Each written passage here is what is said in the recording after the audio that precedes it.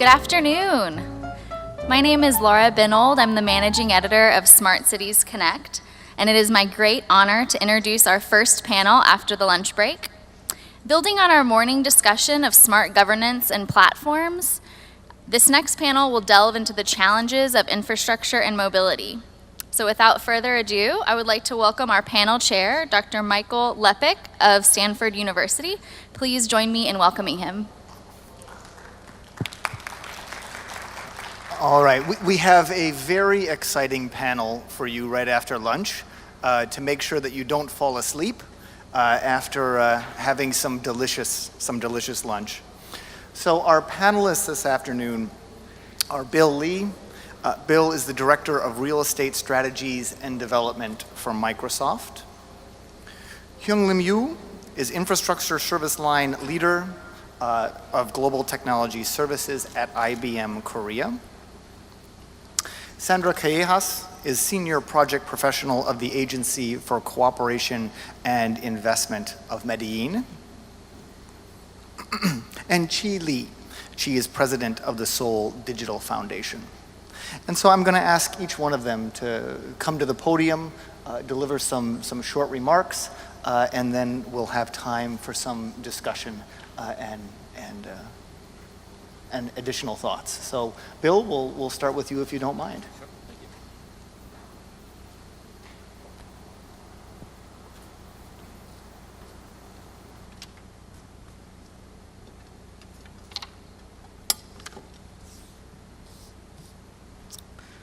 you. Thank you for coming. I want to start by expressing my gratitude and thank the organizers to invite me to speak today and participate in this wonderful week. It's great to come to Korea. Korea has always led the world in terms of being very fearless about technology, how to live better, how to make technology incorporate in people's lives, and therefore it's good to come back here. I also have a bias because I grew up here in Korea when I was younger, so it's always phenomenal to come back and see all the changes that occur. I want to thank Ms. Nam and her team. She's been running around. We seem to forget a lot of the people that are in the back making all this happen, making all of it work. So I want to thank her. And on my team, Sunny Choi from Delco, who's been very instrumental. Today we're going to talk about kind of where we're headed with technology. There's been a lot of talk about what's a smart city. There's a lot of different definitions for it. I have one definition. I'm not sure if it'll fit with what your thoughts are. But today, definitely you understand where I think the world is headed. And then close off with some remarks on infrastructure. That said, I'll start my slides.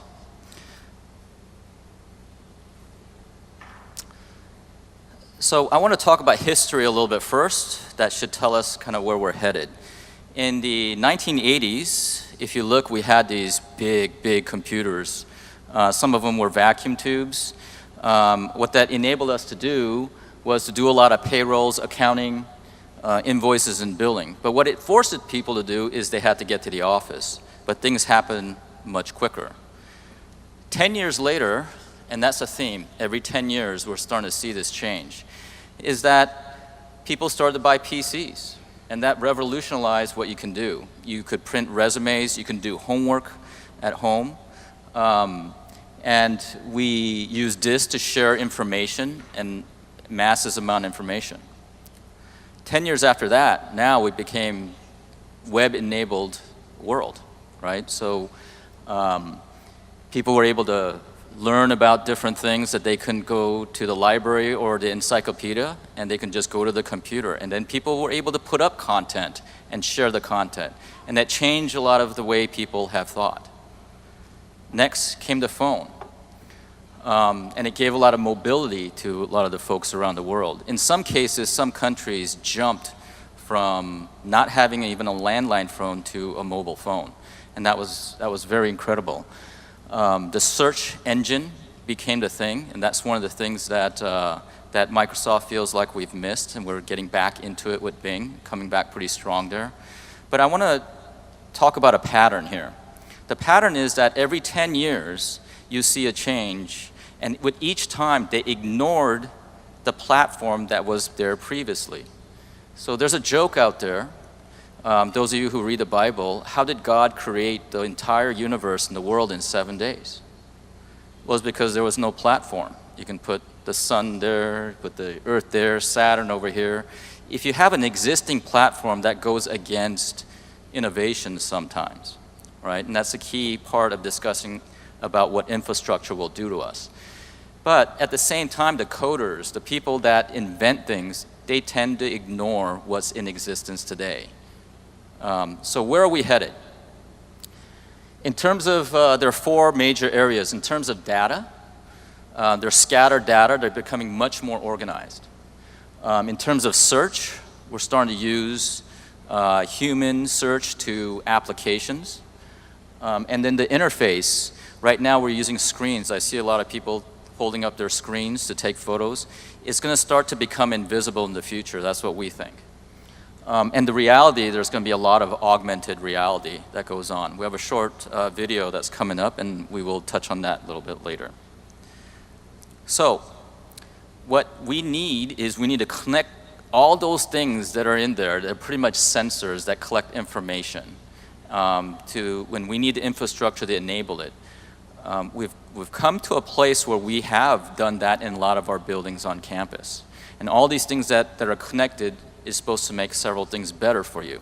It's supposed to make the building smart. Even in my case, as I'm redeveloping the campus, it makes the campus really smart. Okay, so let's decipher that a bit.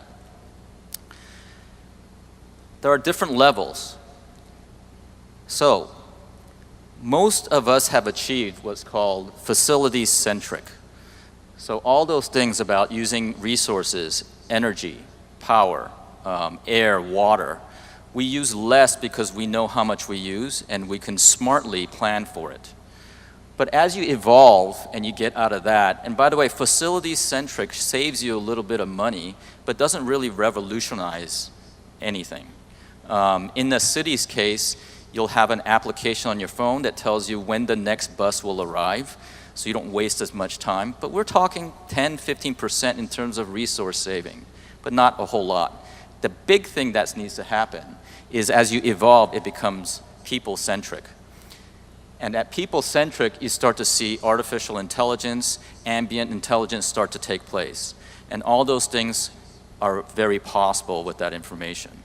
And that's the key, is when you define and when you track where it's headed is towards people-centric. Now I'll show you a short video as to what we've done. This video is about a year old. It's on YouTube, so you can watch it 600 times, but you can watch it here. We craft surroundings to fit our needs,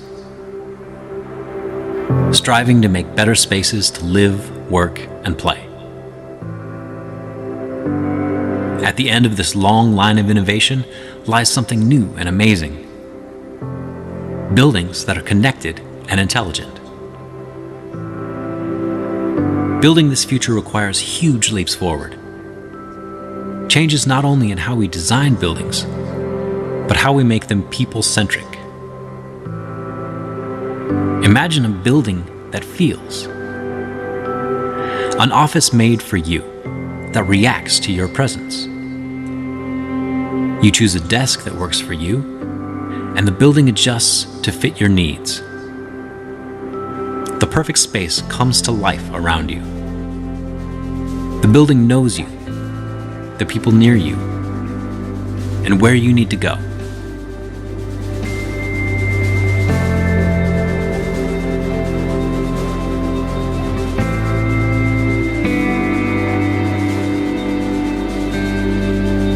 It helps keep you all on track, on the same page, adapting to help you do great things.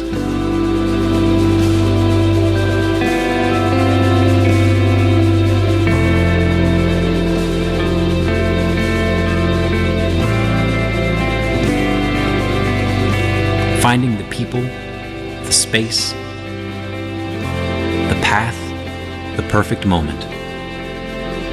Anticipating every step of the way.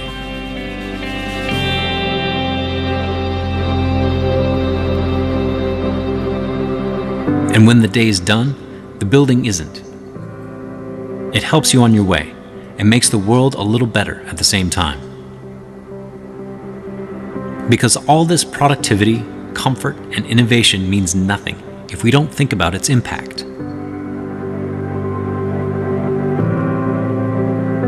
Microsoft is committed to this idea and has made the future of smart buildings a reality today, using technology to make your work and life easier.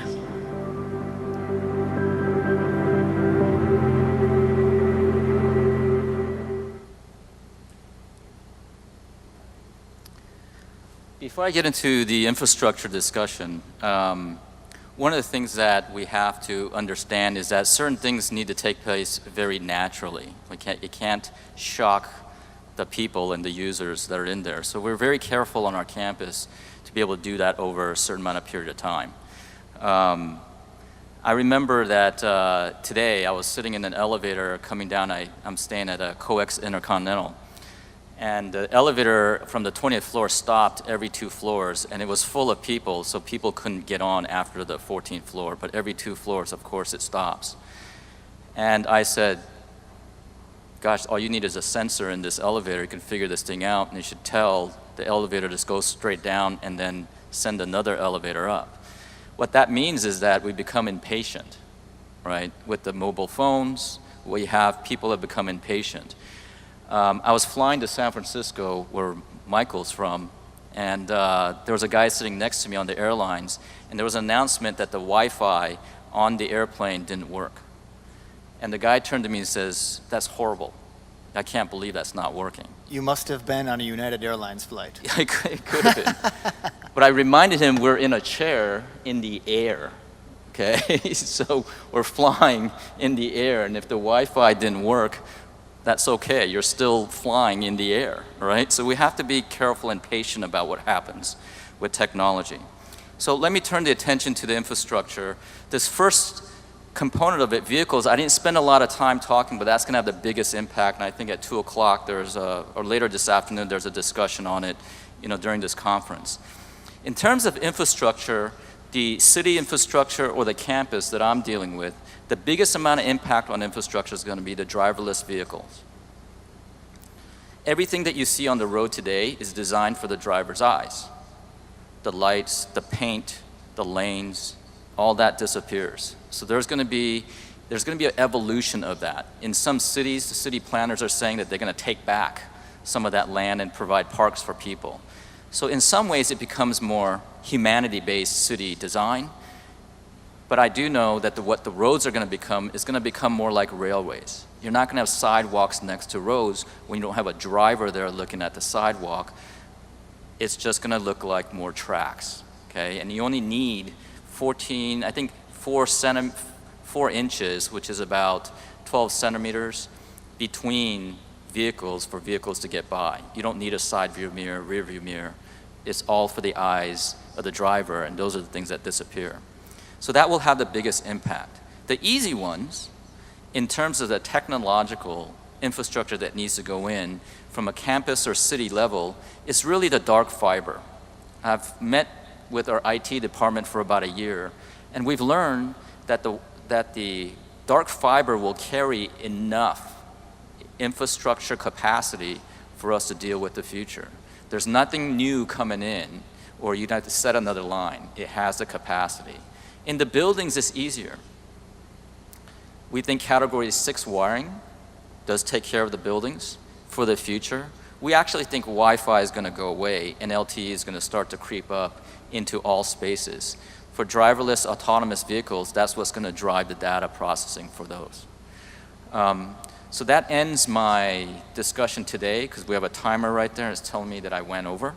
So I'll be here for the questions and answer session afterwards. Thank you.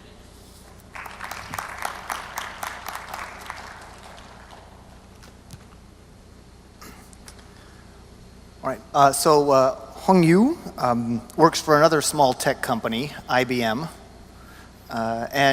For those of you who do not speak Korean, he's going to deliver his remarks in Korean. So please set your translators to channel 2. 네, 안녕하세요. 방금 소개받은 한국 IBM의 인프라스트럭처 서비스를 담당하고 있는 유영리입니다. 반갑습니다. 좀 전에 우리 빌리께서 그 인프라스트럭처에 대한 말씀을 주셨는데요. 제가 오늘 여러분들과 좀 말씀을 나누고 싶은 인프라스트럭처는 어떤 도시의 기반적인 뭐 철도, 항만, 건물과 같은 인프라스트럭처라는 부분보다는 그 IT 테크놀로지 측면에서의 인프라스트럭처를 중심으로 어떻게 도시가 스마트해지는 부분을 지원할 수 있는 체계를 갖출 것인가에 대한 인공지능 기술을 접목시켜서 IT 기술, ICT의 운영 체계를 서비스 제공을 훨씬 더 효율화시키고 민첩하게 하는가에 대한 기술적인 부분들을 말씀을 좀 드리고자 합니다.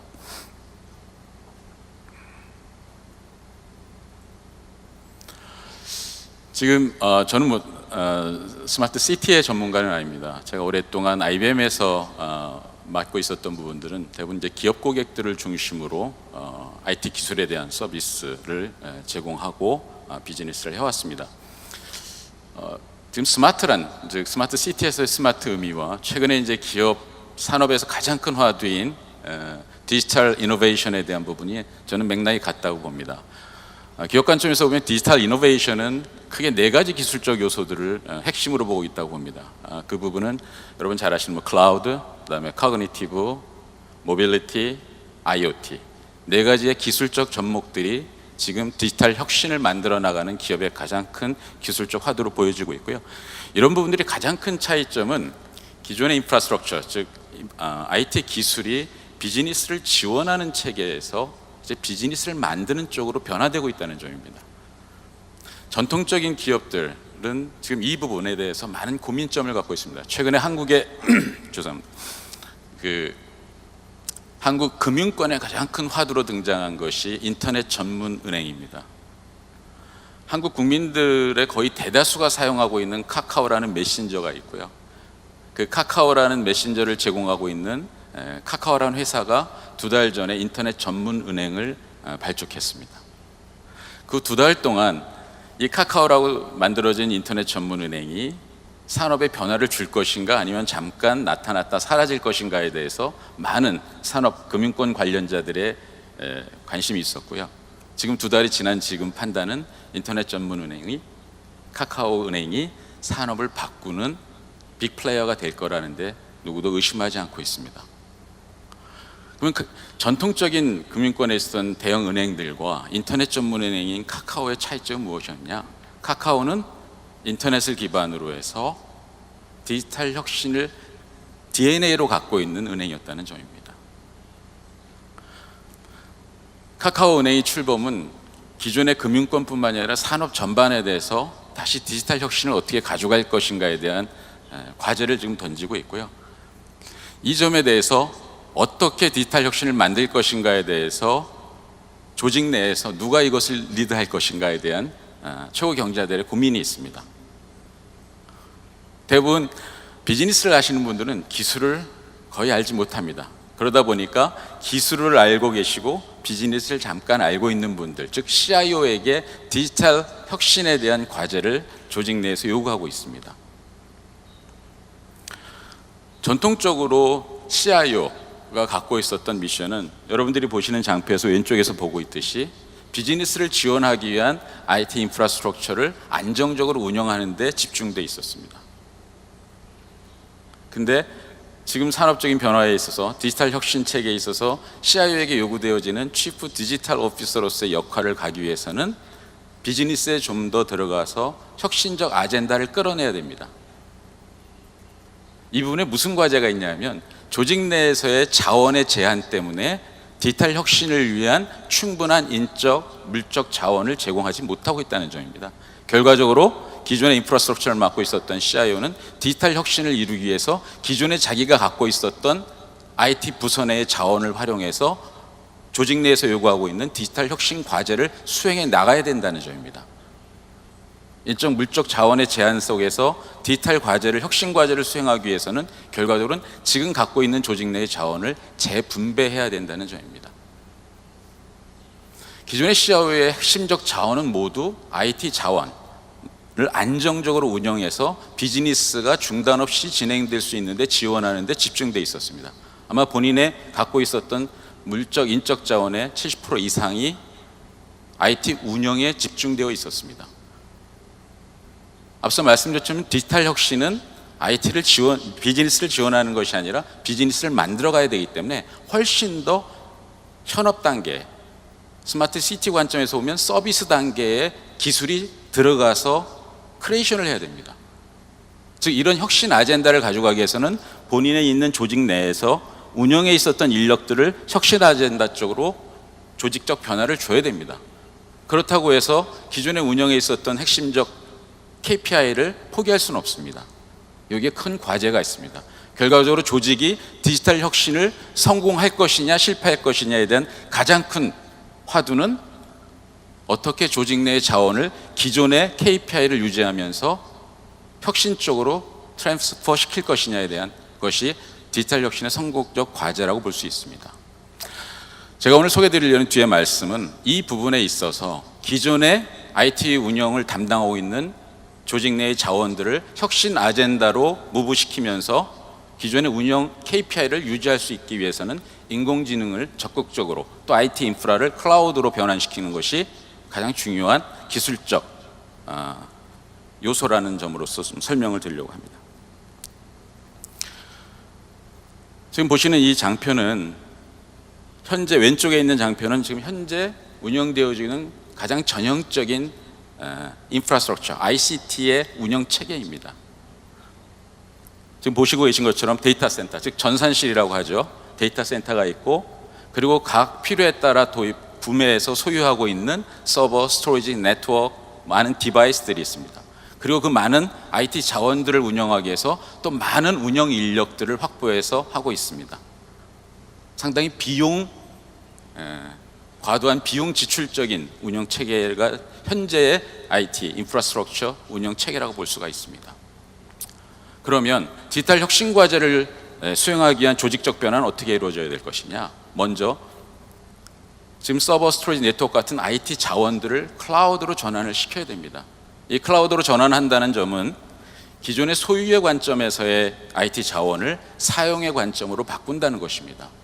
즉 사용의 관점으로 바꾼다는 점은 결국 IT 자원들을 공유시키고 민첩성을 높이고 서비스가 필요할 때 요구되어지는 걸 즉시 대응할 수 있는 대응력을 확보할 수 있다는 점입니다.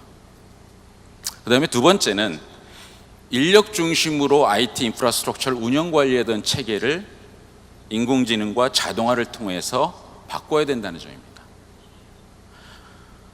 2015년 데이터로 보면 금융권에서 전 세계 금융권이 IT 인프라스트럭처에 사용한 비용이 220조 정도 된다고 합니다. 그 220조 정도의 비용에서 3분의 2가 운영 비용에 지출이 되었습니다.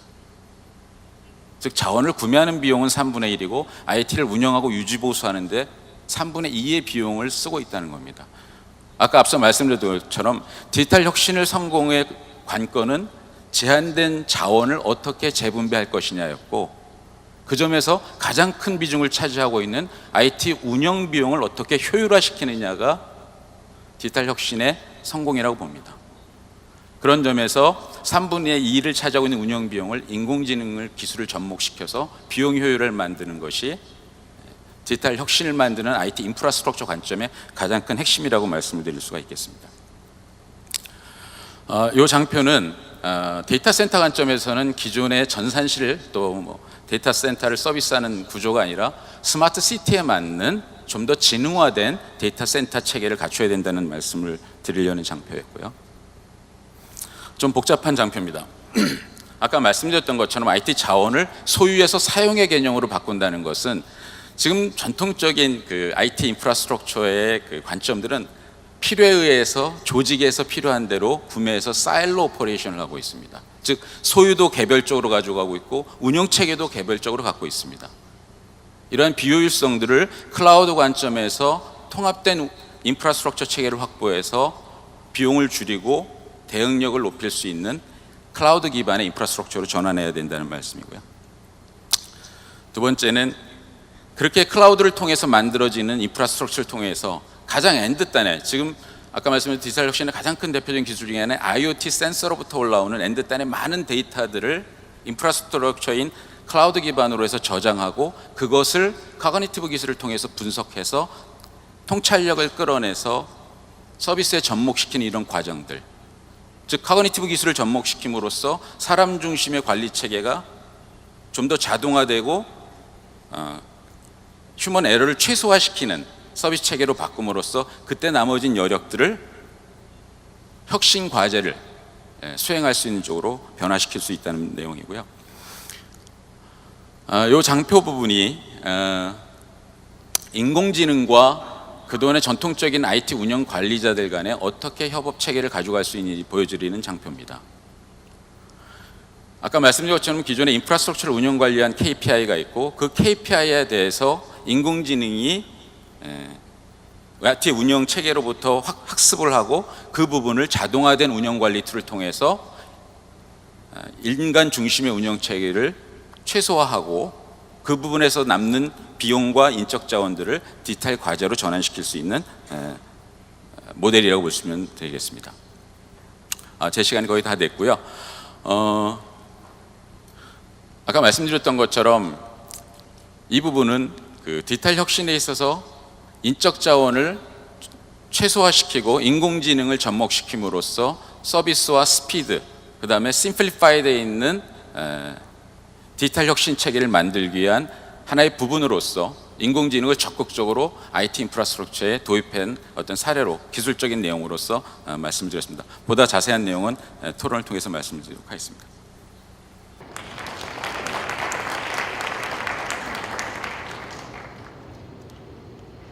All right, Sandra, so you're going to kick it off from the municipality side.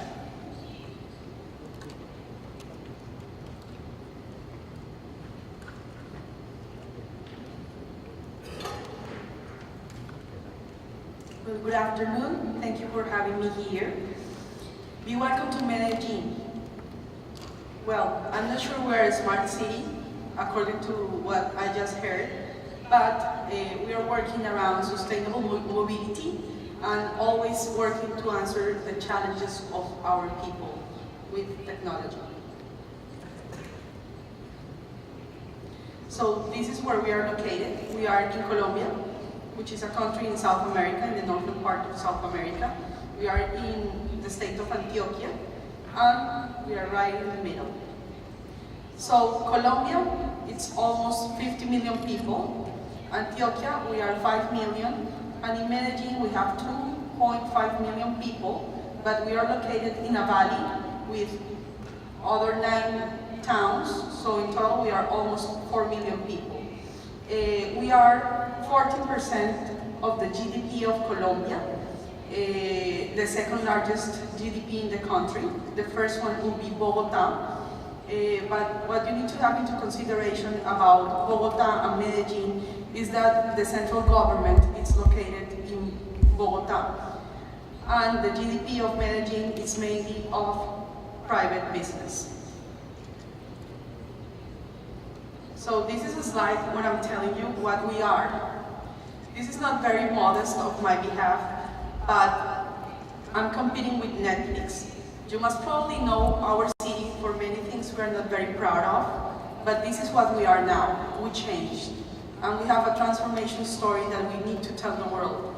We are a resilient city who takes the people's challenge, the violence. We took cable cars to transport people in order for them to access to better jobs. We were recognized as the most innovative city in the world by the Wall Street Journal, the Citigroup, and the Urban Land Institute. And that is not because we have like a lot of technology, but we take very seriously the people's challenge of the city, and we find technology in the world to answer those challenges. And lately, one of the most important awards we got was Lee Kuan Yew, a Nobel Prize for Architecture, Infrastructure, because we make our city for the people. So this is what we understand as Medellin, a smart city. We have 3 main things that will be infrastructure, which is very important to have connectivity. So we have an open Wi-Fi program around the city. sustainability. Those are like the most important things that will go to management, to culture, because we want people to behave in a way for them to be smart citizens. So it's all around the people. We have data-driven economy and data-driven government in order to make decisions, to have a sustainable city in the social, economic, and environmental. This is our transportation system. We have a metro. It's more than a transport system. It's a space that promotes citizen culture. If you ever visit Medellin, you will see that our metro is very clean, that people behave in a different way inside the metro, because we work a lot about in metro culture. They take care about the metro because it's really a life solution for them. Before the metro, they needed to take a lot of transportation. They took a lot of time to move to their workplaces. With the metro, it is a solution. That's why people care about the metro, and they take care about it. We also have a tram. We have cable cars. Our city has a lot of mountains, and it's difficult to people to get to their homes. And poor people live in the mountains, so this is what we have in order for them. And this is all connected. We have also public electric escalators. We have bicycles, public bicycles. And nowadays we are working in an electric mobility ecosystem. That's why in infrastructure, we are working in having charging infrastructure. Although we know it is important to charge your EV at home, this is a matter of educating consumers, educating the people. So we need to have infrastructure for them to feel that they're going, if they buy an electric vehicle, they're going to have a solution in the street, even though it works more like a mobile. So now we have two big electric superstations. We will be having 5 at the end of this year, and 30 double charging public points. We are looking for some financing in order to offer technology, this new technology, at the same price of fossil combustion vehicles. We are also working to have some EV manufacturers in our city, because it's difficult to access to this technology. So we want to have a lot of them selling their EVs at Medellin. We are working with insurance companies. At the beginning it wasn't easy because they didn't know how the technology was going to work, so they didn't even sell insurance for the EVs. Nowadays we have been having EVs for almost 10 years, and it's not new for the insurance company to give insurance to these cars. We are working in education, so we have test drives. We are trying to have some taxis that are electric vehicles for people to get the experience, the electric vehicle experience, and try to buy them after all. We are working also in incentives. So we have to work, because this is a local government initiative. So we need to work with the central government that is still promoting some fossil combustion vehicles. And at the end, EVs and users for them to promote this technology. This is what we have in Medellin, and this is what we understand is a smart city. It's a city for the citizens, it's a city for the people, and what we are always looking for is to have a high quality of life, and this is what the people of Medellin think about their city. As you can see this picture, this is a good picture of my city, because this used to be a highway, nowadays it's a park, and the highway goes underneath the park. So thank you very much.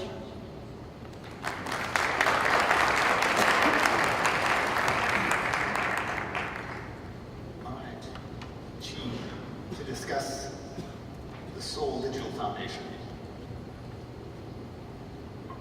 I'm going to speak in Korean. 안녕하세요. 서울 디지털 재단 이사장 이치영입니다.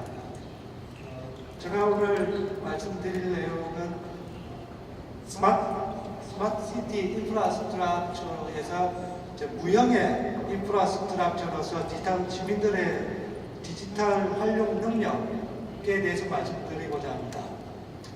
먼저 서울시가 추진하고 있는 디지털 리터러시 교육의 내용을 들어가기 전에 스마트 시티를 건설하는 데 있어서 디지털 리터러시가 왜 중요한지를 먼저 말씀을 드리도록 하겠습니다.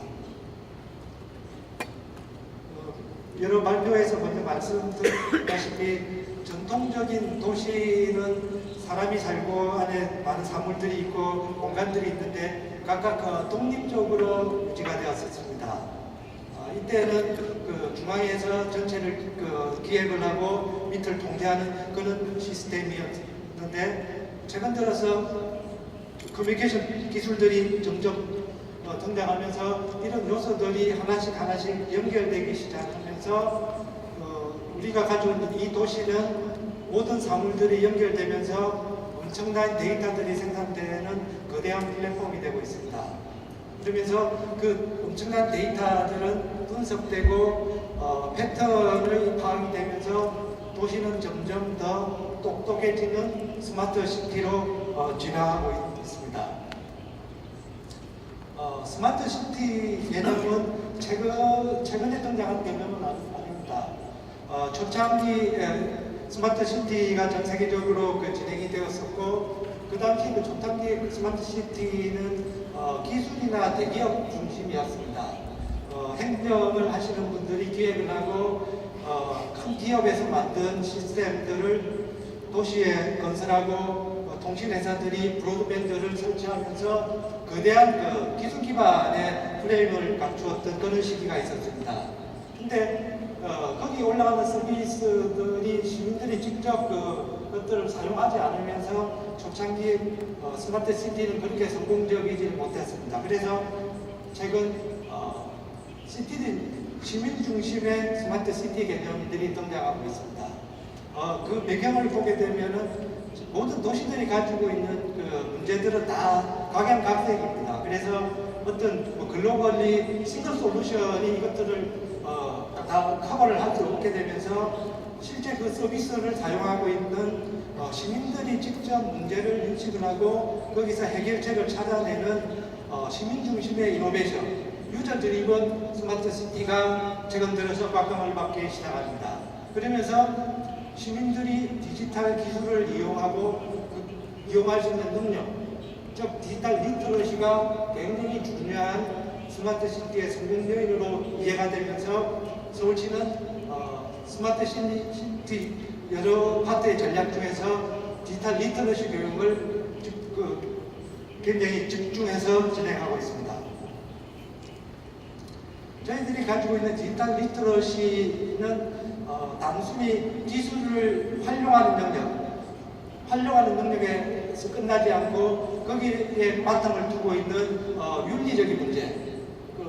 윤리적인 문제와 그리고 그 기술을 이해하는 데서 끝나는 것이 아니라 그것들을 사회적인 변화로 이끌어내는 능력의 프레임을 가지고 교육을 설계했습니다. 그래서 저희들이 보는 크게 세 개의 카테고리는 첫 번째 디지털 시티전십입니다. 이 부분은 기술적인 것보다는 디지털 사회의 구성원으로서 어떤 책임감을 가져야 되고 다른 사람들과 공동을 지내기 위해서 어떤 네트워크에서 가져야 되며 그리고 어떻게 협업하고 하는 것들을 디지털 시티전십 카테고리로 봤습니다. 그리고 두 번째 교육 내용 중에 가장 많은 부분을 차지하고 있습니다. 기술을 이해하고 활용하는 능력 자체입니다. 지금 이야기하는 IoT나 클라우드 컴퓨팅이나 여러 기술들, AT가 아니고 AI입니다. AI 기술들을 이해하고 이것들을 사용할 수 있는 능력을 가르치는 부분. 그리고 마지막 세 번째는 기술을 이해해서 끝나는 게 아니라 실제 이것들을 적용을 시켜서 도시 문제를 해결하는 그 연습들. 그래서 도시에 대한 기본적인 이해와 도시 문제들 그리고 같이 협업을 하는 능력들을 키우는 문제 해결 능력을 세 번째 카테고리로 설정을 하게 되었습니다. 말씀드렸다시피 저희들의 교육은 단순히 학교에서 가르치는 그런 이해 교육이 아니라 실제 문제 해결력이요. 좀 더 구체적으로는 도시가 가지고 있는 문제들을 직접 해결하는 데 초점을 맞추고 있습니다. 그래서 크게 4가지 단계로 보고 있는데, 첫 번째 문제를 인식하는 능력과 그 인식을 바탕으로 해서 실제 그걸 정형화시키는 부분, 그리고 그걸 바탕으로 해서 기술을 시험해보는 능력, 그리고 성공한 기술을 우리 전 도시로 확장시키는 능력 4가지로 나누고 각 단계별로 그것들을 해낼 수 있는 역량들을 교육 프로그램 안에 다 배치시켰습니다. 그래서 저희도 그 디지털 리터러시 교육의 브랜드는 디지털 플레이그라운드입니다. 저희 그 서울시가 추구하는 디지털 리터러시는 단순히 학교 퍼블릭 스쿨에서 제공하는 것이나 아니면은 그 인더스트리 쪽에서 전체적으로 진행하는 것과는 다른 비어있는 영역에 초점을 맞추고 있습니다. 그래서 저희들이 프로그램을 설계를 하면서 이제 서베이를 하게 됐었고, 가장 필요한 부분이 디지털 교육을 담당할 수 있는 교사들을 트레이닝하는 부분과 실제 교육 매뉴얼과 그 툴들이었습니다. 그래서 저희 교육 프로그램의 핵심 그것들을 만족시키는 쪽으로 설계를 했습니다. 저희 디지털 리터러시 교육은 저희들은 교육기관이 아닙니다. 교육기관이 아니고 디지털 리터러시에 관련돼서 교육의 수요를 파악을 하고 그 맞는 수요들을 공급자와 연결시키는 플랫폼 역할을 하고 있습니다. 그래서 지금 저희들은 서울시나 서울교육청과 디지털 리터러시 관련된 교육 프로그램을 같이 개발을 하고 있고, 여기 보시는 IBM이나 마이크로소프트는 공동으로 서울 시내 소외계층들을 위한 IT 교육 프로그램들을 개발해서 제공을 하고 있고, SAP는 디자인 띵킹, 문제를 사용자 중심으로 밝혀내는 이 교육 학습 방법입니다. 그것들을 가르치고 있고, 그리고 서울대학교는 빅데이터와 인공지능 분야에 관련해서 한 달짜리 고급 인텐시브 교육 과정을 개발해서 지금 시민들한테 무료로 제공하고 있습니다. 다양한 방식으로 저희들은 진행됩니다. 정규 과정으로 진행되는 프로그램이 있는가 하면은 저희 시로 요청했었을 때 그 요구에 맞게 프로그램을 커스터마이즈 하는 부분, 그리고 국제 행사를 통해서 리더십을 키우는 부분이라든지 아니면 전문가들을 위한 별도 과정까지도 다 같이 구성을 해놓고 있습니다. 보시면 프로그램은 궁극적으로 맨 마지막 단계 케이스별로 문제를 해결하는 능력으로 커리큘럼이 짜져 있고, 또는 초기 기초 단계 프로그램부터 시티즌십부터 시작을 해서 구체적으로 프로그래밍, 그리고 그 다음에 그 프로그래밍을 바탕으로 해서 실제 메이킹하는 그런 능력까지도 다 같이 하나의 커리큘럼으로 구성을 하게 됐습니다. 여기 보시면 이제 이 애들은 저희 서울시 저희 재단에서 진행하고 있는 정규 과정입니다. 컴퓨테이셔널 띵킹이라든지 프로그래밍, 메이커 교육들이 있고, 온디맨드로 이제 불우한 사람들을 위한 맞춤형 교육들도 같이 제공이 되고 있고, 그리고 1년은 이제 홍콩하고 과학 기술에 관련된 교육들 프로그램들 경진대회도 같이 진행을 했습니다. 그리고 서울대 빅데이터 연구소와 공동으로 전문가 과정을 개설해서 또한 운영을 하고 있습니다. 저희들은 스마트 시티 성공에 있어서 디지털 리터러시를 굉장히 중요하게 보고 있고, 결국 디지털 사회에서 핵심적인 소셜 캐피탈은 디지털 리터러시가 될 거다라고 이해를 하고 있습니다. 그래서 실은 이 엄청난 노력을 기울이고 있습니다만, 여전히 디지털 리터러시의 표준 스탠다드가 뭔지에 대해서는 저희들도 여러 가지 시행착오를 겪고 있습니다. 그래서 여기 계신 분들 중에 혹시 해외에서 많은 사례들을 가지고 있으면 저희들이랑 같이 공유를 할 수 있는 기회가 있으면 좋겠습니다.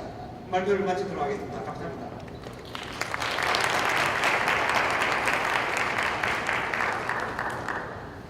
All right, thank you, G. So one of the things that I would like to ask infrastructure panel is ROI, return on investment. Any infrastructure is a long-term investment, and that investment has to yield some kind of return. And that return can be viewed as cost savings to the municipality or the company, in the case of Microsoft's campus, or it can be as some additional opportunities for the people of Seoul or any area. And so, briefly from each of you, I'd like to hear your thoughts on what the one largest return on investment opportunity is for the smart city investment. Is it cost savings? Is it an additional opportunity? And specifically, what do you think it is?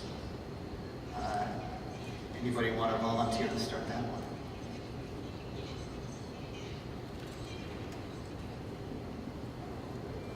네, 지금 저희들은 이제 퍼블릭이니까 말씀하셨듯이 베네핏 코스트가 들어가서 어떤 베네핏을 갖느냐가 이제 핵심이 될 건데 아직까지는 이렇게 베네핏이다라고 이렇게 결과가 나와 있지는 않고 저희들은 이게 그렇게 될 것이라 사실 믿음을 가지고 시작을 하고 있습니다. 그래서 지난간 2, 3년간 서울시도 이런 제가 발표했던 이런 투자 활동을 해 왔었고 그러면서 이제 가끔씩 우리 시민들을 대상으로 도시 문제 해결 경진대회를 이렇게 하게 되면 매년 거기 나오는 프로포절들이 점점 이렇게 나아지는 것들을 보면서 저희들은 이게 이제 나중에 도시 문제 해결에 결국 큰 기여를 할 수 있을 거다라고 보여집니다. 그래서 이제 이렇게 점점점 나아져 나가고 있는 모습이 결국은 베네핏으로 돌아올 것이다라는 그런 믿음입니다. Okay.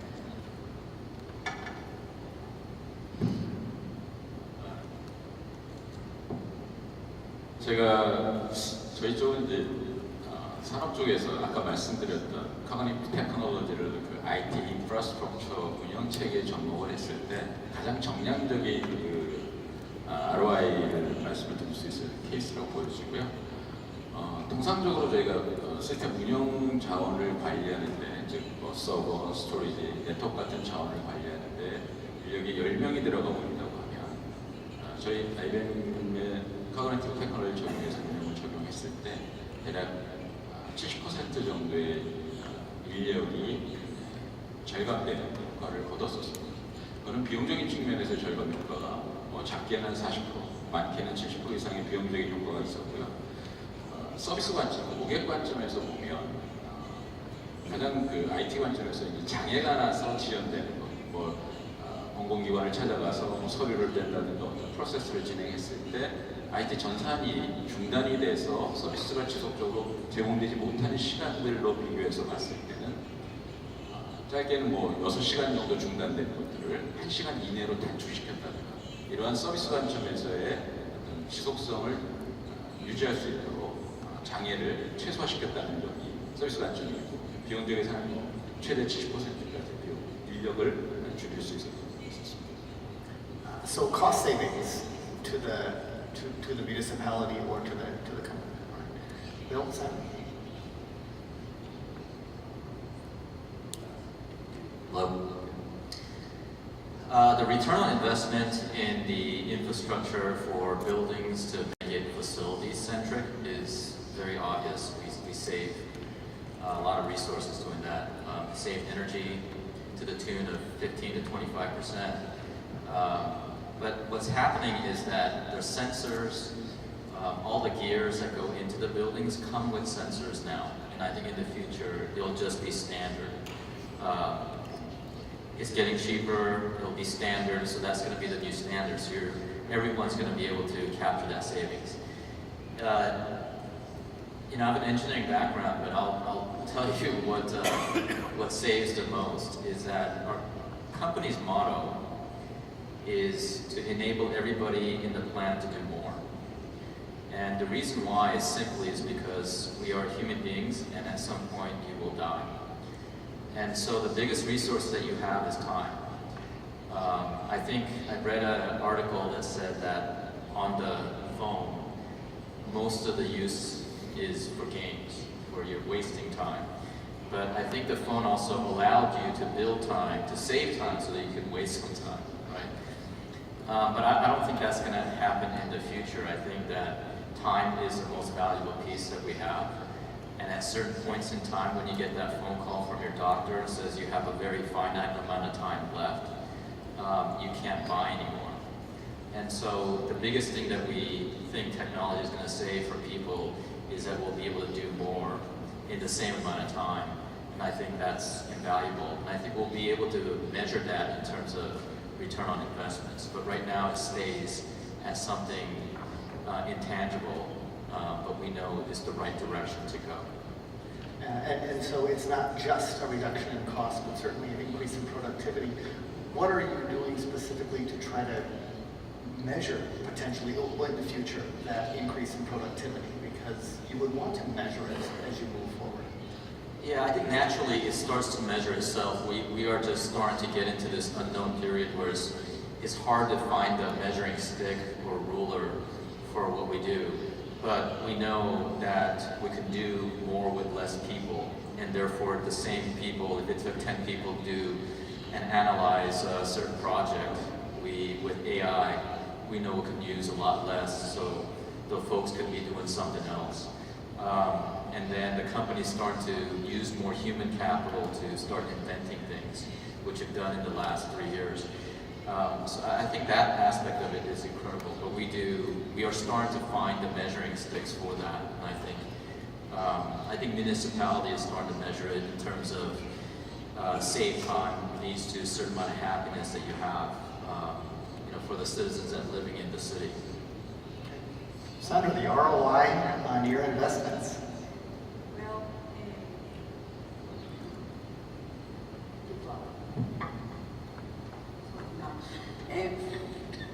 more than reducing cost, our investment in infrastructure for electric mobility will give us air quality. So it's not about cutting cost, but it's about life quality, improving the life quality of the people of Medellin. So I think that's what we win with this investment.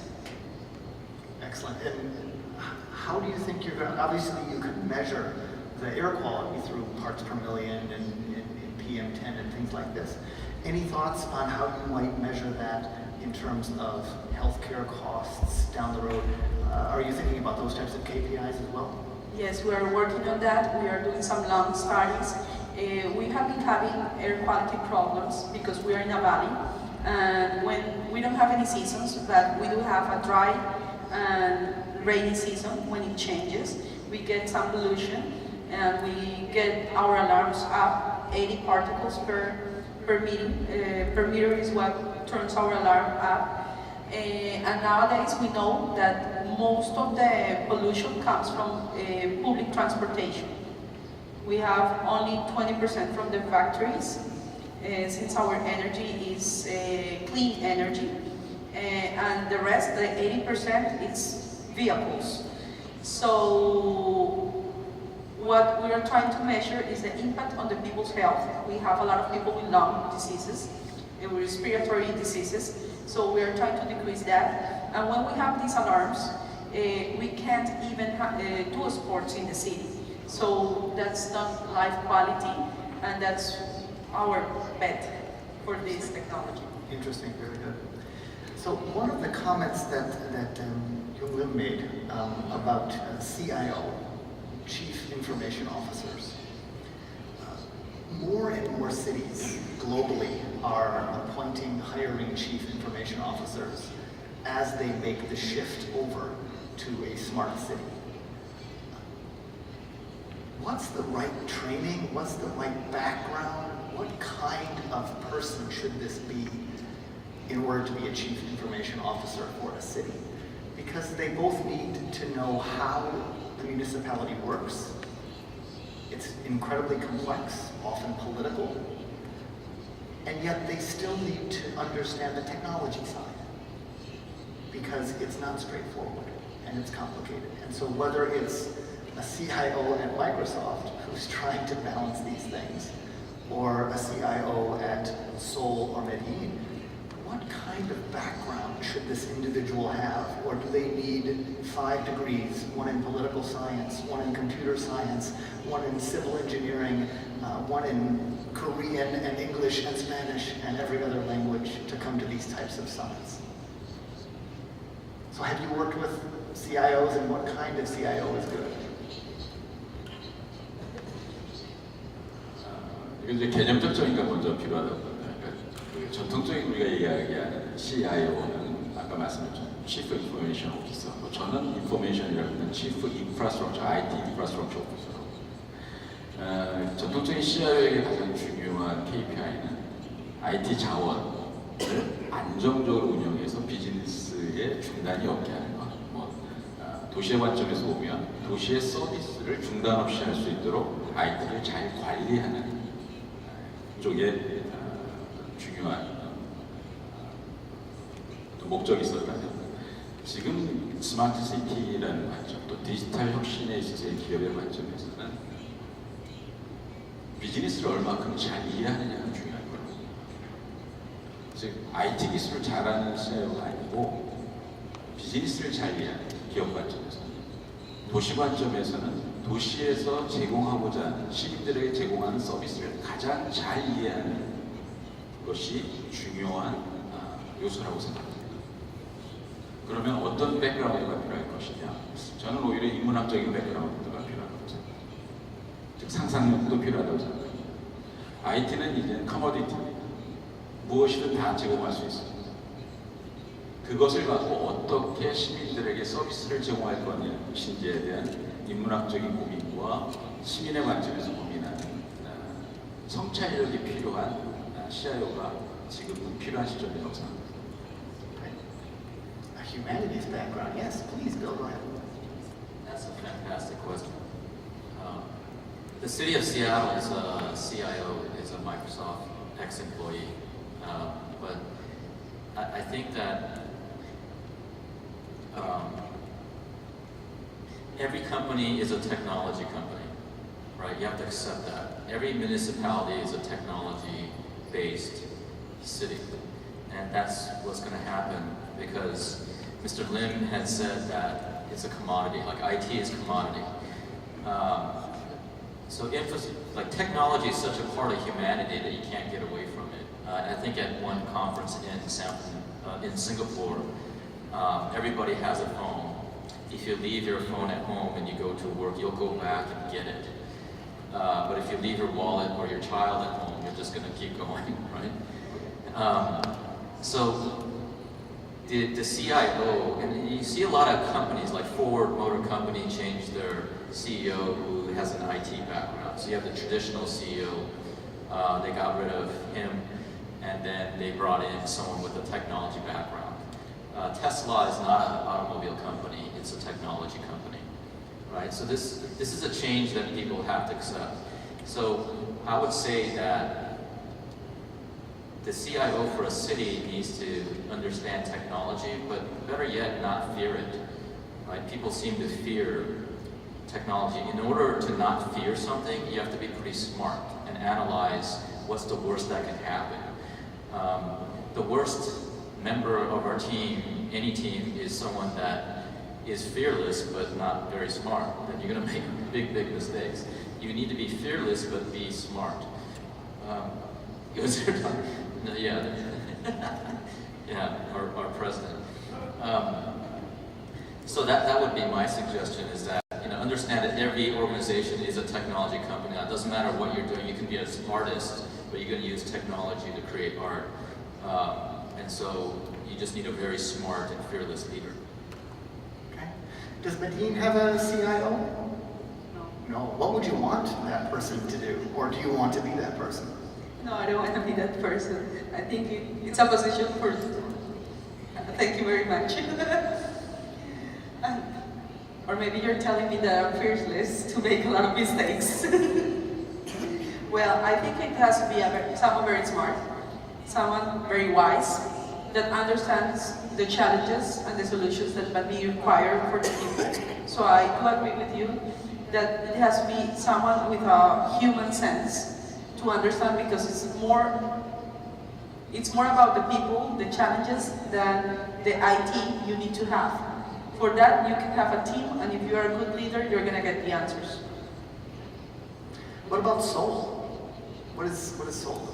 이게 이제 서울은 전통적으로 CIO가 있었습니다. CIO가 있고 CIO가 그동안 했었던 제일 중요한 일은 이제 전자정부의 안에 자원들을 아주 효율적으로 잘 관리하는 역할이었습니다. 근데 저희 아까 재단이 작년에 만들어지면서 만든 배경 자체가 CIO는 이게 스마트 시티, 공공 서비스를 그 효율을 높이고 시민들 삶을 높이는 이 부분은 전통적 CIO 역할이랑 다르다라고 이해를 하게 됐습니다. 그러면서 새롭게 이제 조직을 만들었고, 그래서 저희들이 지금 시청 내 CIO와 일이 좀 다른 부분은 저희들이 좀 더 포커스를 하고 있는 거는 이제 밖에 그 프라이빗 쪽하고의 네트워킹, 그리고 시민들이 그 제안을 하는 것들을 모아서 그 서비스 이노베이션 쪽으로 이렇게 연결시켜주는 역할을 하고 있습니다.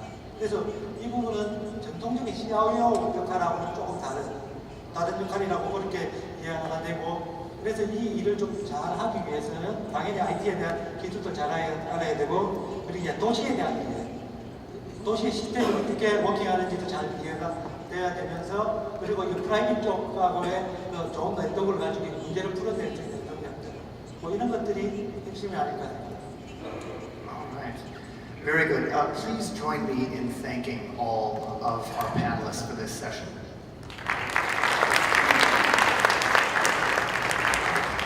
We're going to take a 10-minute break right now and come back at 14:31 sharp.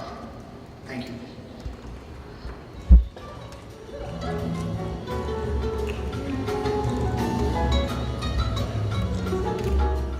Okay, welcome back to this second half of the session focused on mobility. And so we have two speakers on the panel for this session. The first speaker will be Katie Turnbull. She's Executive Associate Director for the Texas A&M Transportation Institute. And Katie will be followed by Jean-Marc Deveau, Head of Marketing and Communications at the Smart Mobility Solution Provider, EasyMile. So without further ado, Katie, she'll be doing her talk in Korean. No, she won't. It will be in English. That was a joke. Yeah. Where are the slides? Or do I just go? Oh, okay. How do I go back one? There we go. Great. Well, thank you very much. It's a pleasure to have the opportunity to participate in this session and this summit. Obviously, like other speakers, I'd like to thank the organizers and those people responsible for the summit. I'd also like to mention that the Texas A&M Transportation Institute, TTI, which is part of the Texas A&M University system, we're the largest transportation affiliated or university transportation affiliated research group in the United States, recently signed a memorandum of understanding with KAIA, so we look forward to future collaborations. My comments today are going to focus on smart mobility, obviously, and how we can accomplish smart mobility through a combination of transformational technologies, innovative services, and enhanced coordination and cooperation with land use and development patterns. So obviously, technologies and what we call shared services, the Ubers and the Lyfts and the car-to-go type of activities provide a wealth of benefits to society and to individuals and to communities, and really greatly enhance smart cities if they're deployed correctly and operated correctly.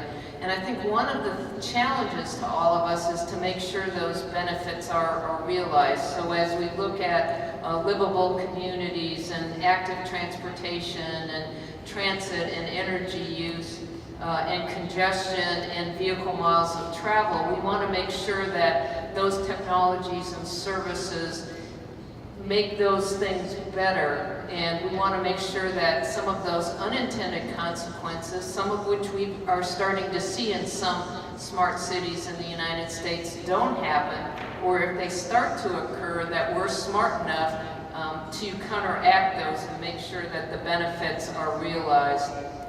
So a recent study done by for example, done by the US EPA showed that, depending upon how autonomous and automated vehicles are deployed, you could see as much as a 60% improvement in energy savings. On the other hand, you might see a 2,000 or 200% negative effect. So really, as we look at these technologies, we need to look at various scenarios, and this just gives you one idea of how technology might be deployed. We could continue to operate our own vehicles, but they're just smarter, or at some point, as we're going to talk about, we may remove us individuals as drivers altogether, and those are autonomous vehicles. At the same time, we could see differences in ownership. So we may continue to own our own vehicles, and we have ultimately privately owned autonomous vehicles running around, or we may see the movement that we've already begun to see in the United States towards shared services. And those two differences on both of those axes has a variety of implications for how communities develop or redevelop and the impact on smart communities. So again, making sure that we're focusing on how those can best meet the goals of smart cities, deliver the benefits, rather than having negative consequences is important. So my presentation will focus on a couple examples that are already underway in the United States as well as in Europe that focus on different elements of smart mobility. So how can we use innovative services to enhance that first and last mile? How do we get smart transit? How do we make sure that that smart mobility is being passed on to individuals with special needs or individuals with disabilities? How do we make sure that active transportation, smart bicyclists, smart pedestrians are part of that? How do we look at more flexible infrastructure, and does technology allow us to be a little bit more flexible, as some of the speakers have already suggested?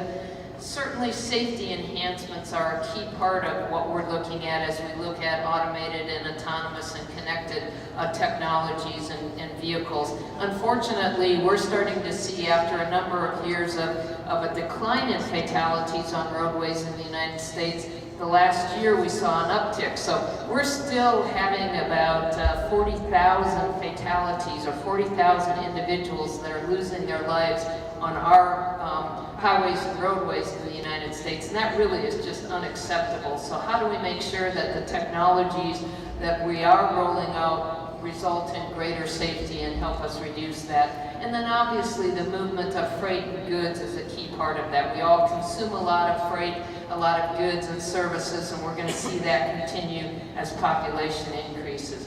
So as a number of the other speakers have mentioned, one of the things that we're seeing is obviously what we call transportation network services, TNCs, or the shared mobility services increasing in urban areas throughout the United States. So the Lyfts, the Ubers, the Car2Go, the Zipcars. So how do we make sure that those are being implemented in a way that doesn't steal, for example, passengers from transit, that doesn't result in an increase in vehicle miles of travel or kilometers of miles of travel by just those vehicles sort of cruising streets looking for passengers? So one of the things that's been done in a couple of urban areas, and especially in the Dallas area, is one of the best examples. The Dallas Area Rapid Transit, DART, which operates the light rail transit and bus service in the Dallas area, has really partnered with Uber and Lyft and Zipcar, and so on their apps you can, if you get to the end of the line and you don't have for example, you took the light rail, you don't have a shuttle bus available, you can use your app to get Uber, Lyft, or Zipcar services, and they actually provide discounts to get people to try those services initially, so it expands the reach of their service without detracting from their service. So again, provides one example of how you coordinate those two types of services in a smart city. We'll hear more from our next speaker about autonomous shuttles, but certainly the projects in the City Mobile demonstration pilots in Europe the last couple of years have shown how those vehicles can help provide that, again, first and last mile service. But the whole autonomous shuttles, I think, you're already seeing, and you're going to continue to see those really lead the effort, I think, in the movement away from driving vehicles to more of the automated and autonomous shuttles. These are some additional examples. And again, in the United States, we're starting to see those. The Arlington Entertainment District, which is Arlington, Texas, in the Dallas-Fort Worth area, where the Dallas Cowboys, for example, play football, and the baseball team is, as well as other entertainment. The University of Michigan with M-City, and then Texas A&M is also implementing some different autonomous vehicles that operate in more of a shuttle environment. Again, a much easier environment to start to implement those types of services, to introduce them to individuals, and to get individuals comfortable with sitting in a vehicle that does not have a driver. We saw the video yesterday of Ollie. Like others have mentioned, most transit agencies in the United States are also moving toward electric buses, away from diesel, and even away from LNG and CNG. So we're seeing that move toward not only electric cars, but electric transit, which is certainly a key part of smart mobility, and different types of bus services. Again, the bus rapid transit that has been implemented in a variety of cities throughout the world. Pre-planning apps, we saw some other examples this morning and in the session just before this on providing real-time bus information, real-time transit information. Again, makes us much more comfortable with using transit if we know when that next bus or that next light rail vehicle or that next subway is coming along, and providing then that frequent headway rather than having to wait another hour for the next bus.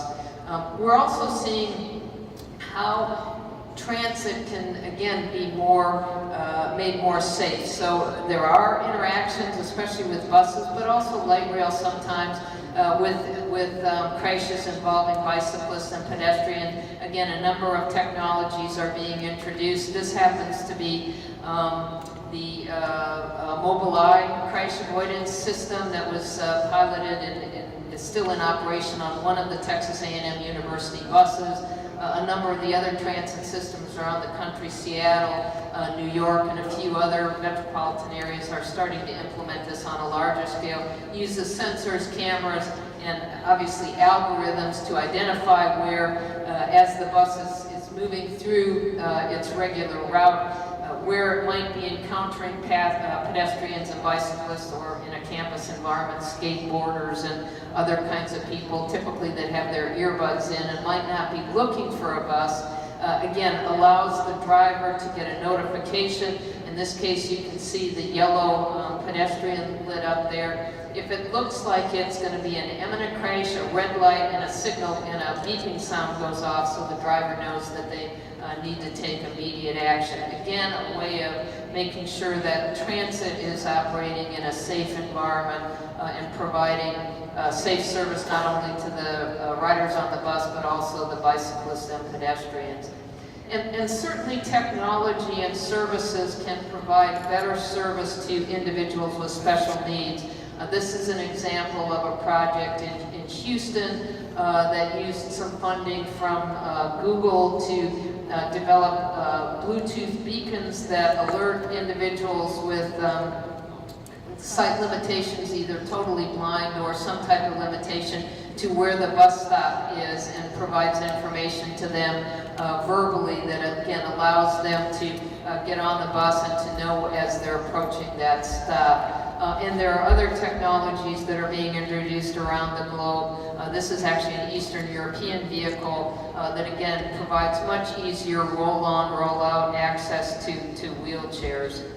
And certainly, again, bicyclists and pedestrians, we've seen a number of examples from the other speakers about bike share programs. Most of the smart cities or metropolitan areas in the United States have moved toward bike share programs. They may use different types of staging areas, but it's also making sure that the infrastructure is there to provide bicyclists with a safer environment. This is an example of a Dutch junction, which is just a little bit of a design difference. It's a little bit like a roundabout for a bicycle at an intersection, but it also includes a phosphorescent green paint that actually glows a little bit at night to provide additional visibility to bicyclists, and that's one of the examples that has been implemented on the Texas A&M University campus. I think a number of speakers have identified that, one of the things about smart cities is having that test bed, if you will, for different types of technologies, and I think universities provide a lot of that capabilities, and that's why, especially in the United States, we're seeing a number of universities around the country that have traditionally been sort of the incubators of a lot of new technologies and innovation, moving into the smart mobility, if you will, in the urban environment as a way to make their campuses more greener, more pedestrian-friendly, more bicycle-friendly, and as a way of introducing students and their parents who come to visit, give them that experience of that new technology. I think flexible infrastructure is another opportunity as we move into smart mobility. A couple of the speakers already mentioned it, but pop-up bicycle lanes, for example, that you may be able to implement just when you need them or when you want to do some type of special event. Los Angeles provides an example of using temporary plazas that you may have a street that's not well utilized during certain times of the day. You turn it into a plaza, and then at some point it may or may not go back to a street. So again, that land use and development interaction, obviously that's not appropriate in all situations, and you're not going to turn a freeway necessarily into a plaza. But as we look at creating more livable urban spaces, especially these types of flexible infrastructure, I think we're already seeing and will continue to see more. And as I mentioned, safety certainly has to be a key part of smart mobility, and we're seeing it applied already, but I think we'll continue to see it in the future. This is just an example of a smart work zone. A lot of the interstate system in the United States that was developed back after the Second World War in the late 50s and 60s is really reaching the end of its useful life, and so a lot of it is under reconstruction in many areas. Developing smart work zones using a variety of technologies that alert drivers, one, of slowdowns ahead, gives them realistic expectations of travel time, alerts the truckers of what they can expect ahead is very important. And we've worked with our state DOT, the Texas Department of Transportation, in implementing that smart work zone along I-35, which is the major north-south freeway in the state of Texas, or actually it goes all the way up to Minnesota, so in the central part of the United States, and again is a way of ensuring the safe operation of that work zone for travelers during the reconstruction, but also of the individuals working. Unfortunately, again, we tend to have some fatalities in work zone with vehicles hitting workers. The whole area of wrong-way driving. Again, unfortunately, in the United States, we still have a problem with some individuals, typically those late at night who may have had a little too much to drink or are in some other way not physically all together, getting on a roadway, especially a freeway, moving in the wrong direction, and we have fatalities or crashes as a result of that. So again, we've done some work with TxDOT, looking at how technology can help, one, detect a wrong-way driver, especially those in Texas. It tends to be individuals that enter an exit ramp in the wrong direction for a freeway, so they go up the exit ramp thinking they're entering. Obviously, they then get on the freeway in the wrong direction. how you, one, alert that individual that's driving, and obviously since they might not be they might have had a little bit too much to drink, you need to look at different ways of alerting them. Also alerting the individuals traveling in the right direction, as well as the traffic management centers and police. So again, a way of using technology to help ensure the safe operation of the system. Yeah, and then as I mentioned, freight is certainly a big part of the goods movement in the United States, especially the trucks that operate on our freeways. Truck platooning is one of the ways that, one, you can improve the operating efficiency of that vehicle. This is a demonstration that we actually conducted last year. There's a project underway right now between California, Arizona, New Mexico, and Texas along an east-west freeway in the United States, I-10, that will be demonstrating some truck platooning in the next year. This is just 2 trucks. People have talked about 3 trucks, potentially 4 trucks. In this case, there still is an individual in the second truck, but they are not actually operating the vehicle. The vehicle is being controlled by the lead truck. It allows the trucks to have a shorter distance between, saving energy and fuel in the second truck, and it also allows, obviously, depending upon a potential change in hours of operation and requirements for truck drivers, it may provide some flexibility and savings in that regard. And trucking right now is facing a driver shortage, and again, could be one approach to addressing those needs as well. There have been other demonstrations of truck platooning in the United States. There was one in Colorado that was actually a beer truck, that delivered beer through an autonomous vehicle. So again, a variety of activities sort of in the freight area. Urban freight movement is another area that I think you're going to start seeing a lot of use of autonomous vehicles, potentially drones, and those kinds of things, which are part of a smart city. So again, maybe circling back to that initial slide, one of the, I think, the challenges to all of us in the transportation arena, but really to everyone involved in smart cities, is, again, how we make those technologies, the transformational technologies or disruptive technologies, or whatever word you want to use for the rapid changes we're seeing in the technology area, the different types of services, the different types of service deliveries, and the different interaction and coordination among the different groups responsible at the state and local and federal levels for the operations of those, realize the benefits rather than the potential consequences unintended consequences, and we make sure that it delivers sort of on the promise of smart cities. So I look forward to the discussion later today and be happy to look forward to answering questions. Thank you.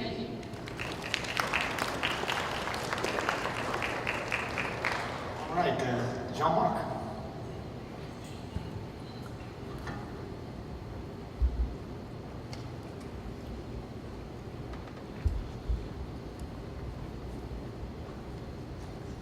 Hello, I'm Jean-Marc Devaux from EasyMine.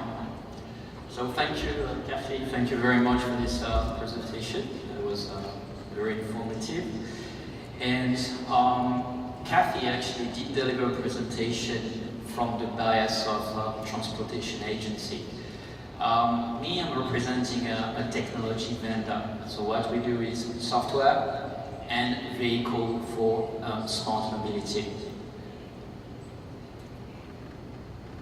That's the wrong presentation. But that's okay, I can adapt. But actually, no, it's not a good idea because my presentation is about smart city, and this is not the smart city presentation. Is it possible to switch? You have 2 presentations for me. This is the presentation for the next session. Yes.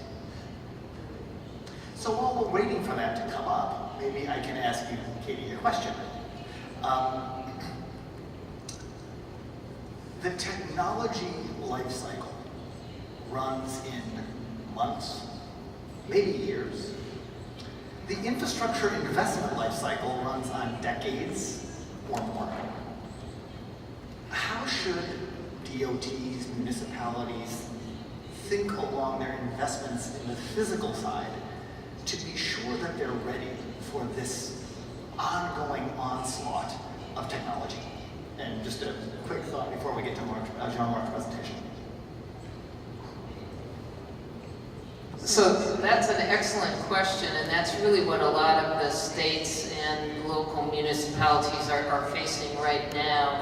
Obviously, there is an existing infrastructure within those communities. How they're smart about making investments for the future is a real challenge, given, just as you say, the rapid advancement in technology, and combined with the slow process of procurement when you're on the public sector side. Unfortunately, the time it takes to potentially issue a request for some type of technology, go through the process, by the time you actually get that deployed in the field, it potentially is no longer state of the art. So I think a lot of communities are trying to, as I mentioned, make sure they're maintaining flexibility, looking at things like how they can upgrade quickly, whether it's for example, just a simple traffic signal system.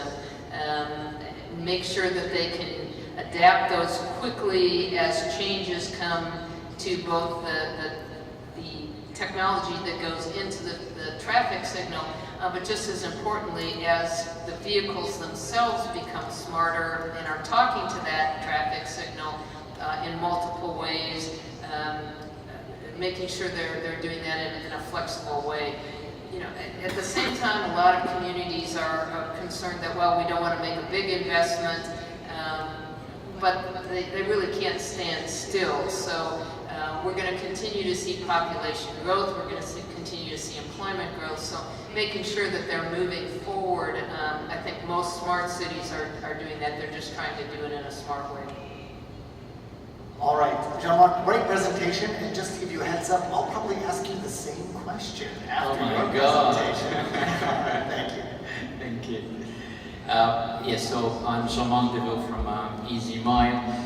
As I was mentioning previously, the bias for my smart mobility presentation will be the technology provider bias, as EasyMile provides software and also vehicles.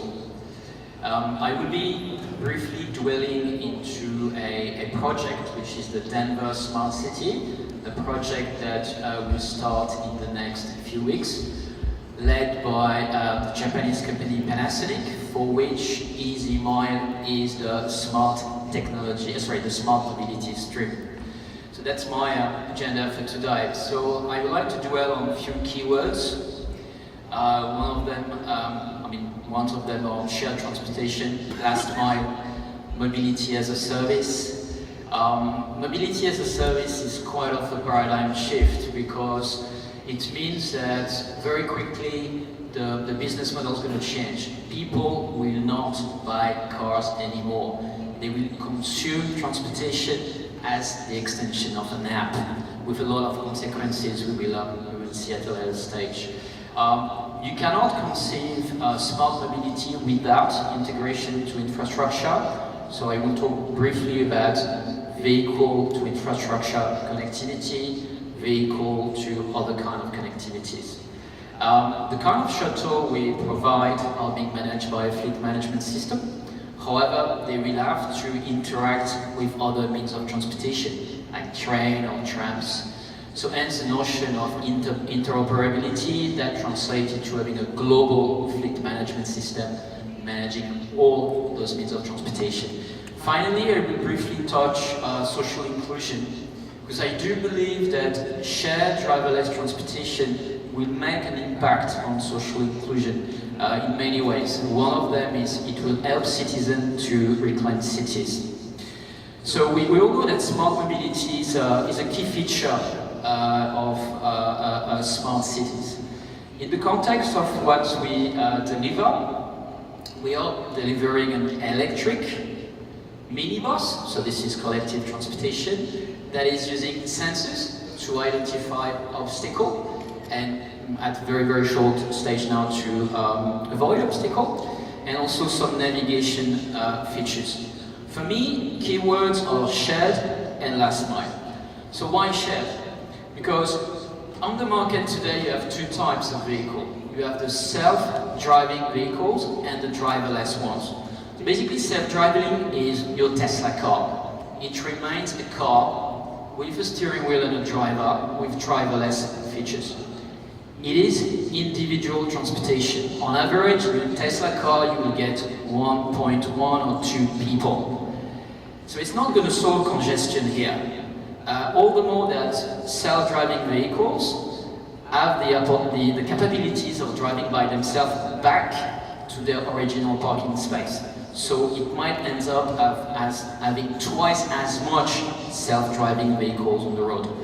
In the case of driverless vehicle, you don't have a steering wheel, you don't have a driver, so you're in a completely different kind of environment.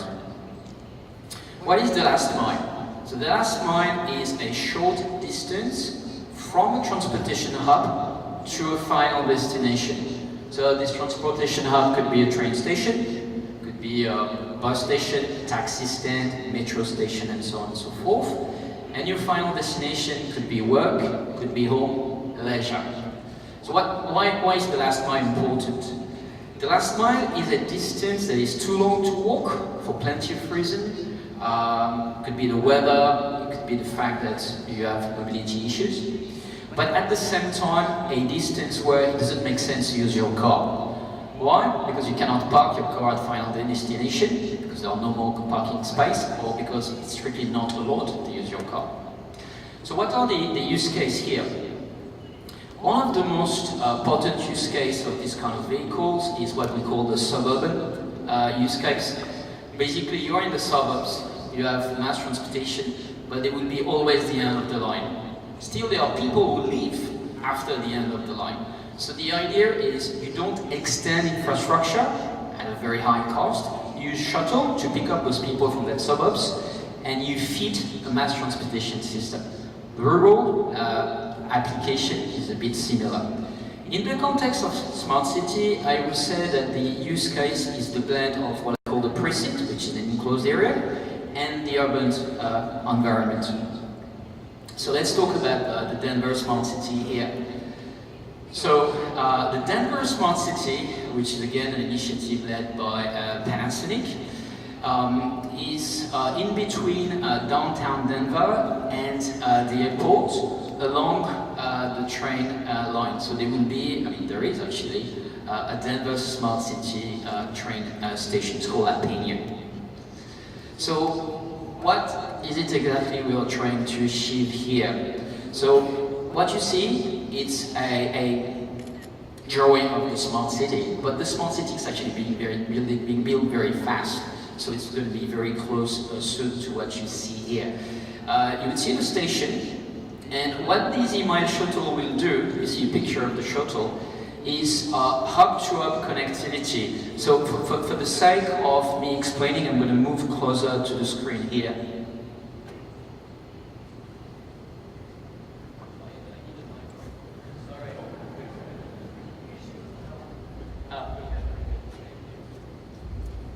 Thank you very much. So in the center, you've got your transportation hub, which is the train station. So what we are going to do first is hub-to-hub connectivity. So we'll pick up people from this train station and bring them to the other side of the smart city where there is another transportation hub. In that case, that's a bus. Then we are going to do last mile, first mile application. So from the train station to inside of the smart city. So there will be areas where people will be working, there will be areas where people, most probably they will be at home. And we will have basically two ways to service them, either calling at all station, like a metro, like a bus, or using on demand. So in that case, that will be very similar to what you're used to, like the Uber service. So I mentioned about the shift with mobility as a service, and it brings quite a lot of challenges. So the way we respond to that is putting in place a piece of information system, a fleet management system, whereby we are going to assign mission tasks to the shuttle. We are going to monitor the shuttle and send information to a control center. So this control center will be operating by the smart city people or the local DOT. So that will be information with regards to operation per se, but also with regards to safety. As there will not be any driver in the vehicle, it is very important to enhance the user experience, the passenger experience. So I will come back to that briefly. I will also mention that data. We all get very excited about data, rightly so. So this kind of vehicle is generating a lot of data because we're using sensors, we're using cameras. So we will be extracting the data and sending them to the cloud. So here a few snapshots of our, let's say, a piece of software whereby we monitor the vehicle. We also manage the on-demand application for the vehicle. Control center. You heard Kathy talk about safety. I think it's very important not just for the transport agencies. It's also very important for the transport operators. Because in our business model, we are the technology provider, so there will be third-party companies operating those shuttles. So for example, in the US, we work with First Group, that is our operator in Bishop Ranch, which is a business park, where they operate 2 of our shuttles. So here, very, very few example, 2 of them, but we have many more. So that's a screenshot displaying the battery consumption. So that would be real-time information we'll be sending to the control room. Another screenshot would be a CCTV, which is compulsory in public transportation. Enhancing user experience. So you have to realize that the passengers will end up in a vehicle with 0 driver. So they need to be talked to, and this is what we'll be doing in sending information to the passengers. So there would be information with regards to the route. There could be text-to-speech information. There could be enhanced reality, also information. Augmented reality kind of information. And there are a lot of applications. One of them I can briefly talk about is advertising. So what the Panasonic guys are going to do in Denver is they are going to put in place those physical beacons. And those physical beacons are being used to display information. So that could be information about the weather, that could be information about city life, but of course that could be advertisement. So let's make an assumption. This is a monetized service, and as a consequence, I know the age segmentation of the people in the vehicle. And let's assume that the vehicle has reached station 3, and at station 4 we've got Starbucks. So I know that half of the passengers are teenagers. So Mr. Starbucks would be, the beacon would be sending an information to the people inside the vehicle, such as super discount on Americano coffee, 75%. So that would be a targeted advertisement information that would be sent to the passengers. Here we're talking about physical beacon, but of course we can send information inside the vehicle without using a physical beacon. So for now, we generate 130 different kind of data. It's actually moving very fast. Last year it was just 40. And we expect that in the next few months we'll reach the 200 mark. So those data, they are being sent to a cloud-based environment. So very briefly, there are data with regards to the warm environment of the vehicle, the temperature, the location, the accessories inside of the vehicle. I mentioned about the battery life, the sensors, the ramp that we use. Many information about passengers. Of course, here you do know that we have to take into account the regulatory and the legal framework with regards to data sharing and information about software. So those information are available for public body or big data company to tap into.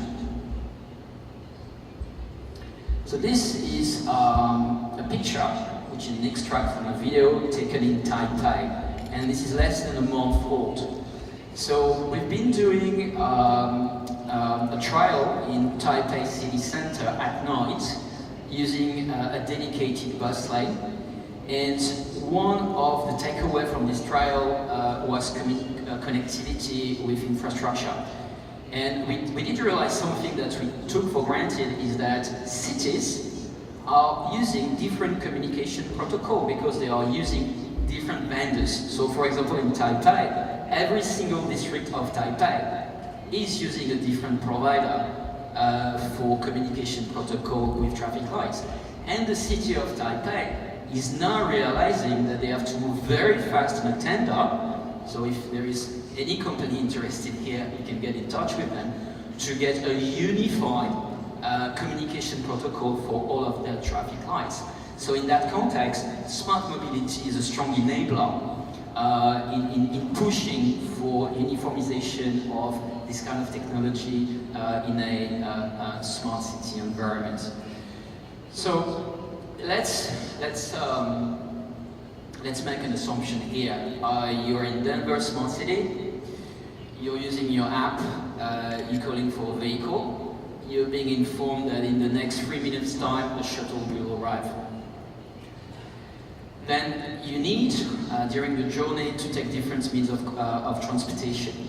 Using a global fleet management solution, the smart city people will be able to design a whole journey where you will not have to worry about waiting for the next means of transportation, and where you will only pay a single ticket.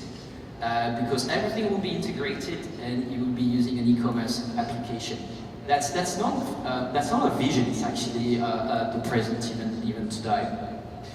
Social inclusion. So we've learned that with mobility as a service, very quickly, people wouldn't need to buy cars anymore. But it's also translating to some other things. You have low-income group of population who do not have the means today to pay for a driving license.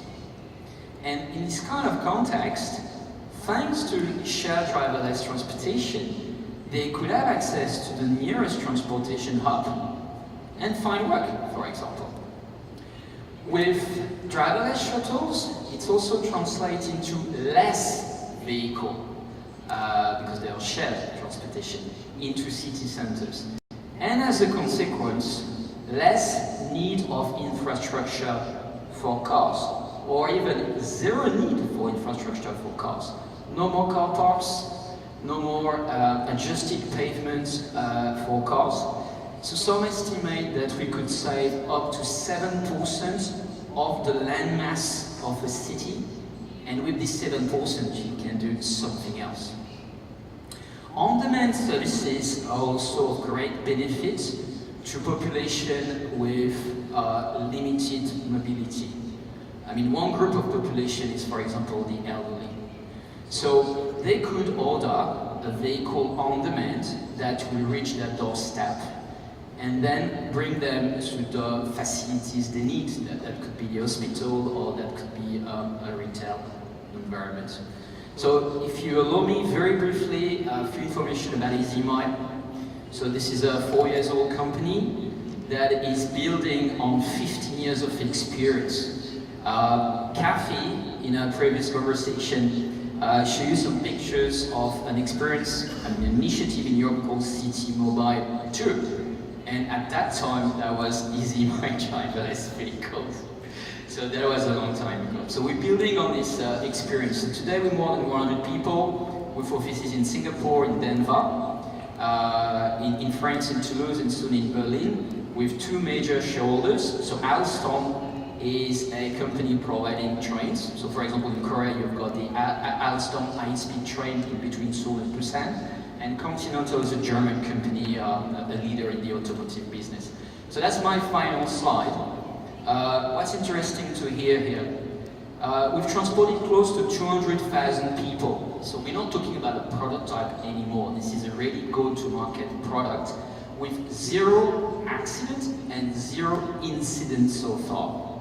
So we've deployed our shuttle in 90 different sites in the world, in North America, Europe, And as far as Asia is concerned, you can try today our shuttle in Singapore. So in Gardens by the Bay, Singapore, which is a theme park, we have 3 shuttles running every day for a year and a half. And this is the first ever monetized use of driverless shuttle, not just in Asia Pacific, but in the world. We're also very active in Taiwan, Australia, and Japan. Thank you very much. So, as I promised, just a quick question. You work with a lot of municipalities. Yes. And they have to build the infrastructure that is underneath Yes. much of what you provide. And as I asked Katie, for those who are mayors or work in municipalities, what investments should they be making today so that they are ready for all of the very rapid changes that your company, a technology company, will continue to introduce year after year? How do they do this? So what I did realize is each time I go to see a municipality, irrespective of the size of the municipality, you have Mrs. or Mr. IoT or Mrs. or Mr. Smart City. So they all, from that angle, getting prepared. Of course, it's a learning process for them because there is so much they have to deal with. Me, I'm coming from the smart mobility angle, but they have some other stuff to deal with in the context of smart city. So the way they approach that is it's not just a budget thing. It's also a consulting thing, and we realize that cities are very eager for return of experience. So they can either buy it from consulting companies, but we do realize that they're very happy to discuss with us because at the end of the day, we're very happy to share. We have more than 4 years of experience now in this kind of domain. We're not specialists of everything, but the more you deploy, the more you're in a situation where you learn. I mentioned back Taipei, for us, there was a discovery, but I was also a discovery for the city council. So we actually share, because it's a common journey, this kind of knowledge for them. Bearing also in mind that the investment they are making for smart mobility will benefit them beyond smart mobility. So it's not just a budget for smart mobility.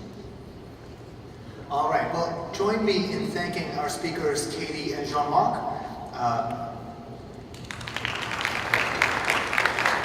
And we will come back with a Innovator Spotlight session starting at 16. And you've already had a little bit of an enticement to come back because you've seen Jean-Marc's first slide from that next presentation. So we look forward to seeing you at 16. Thank you.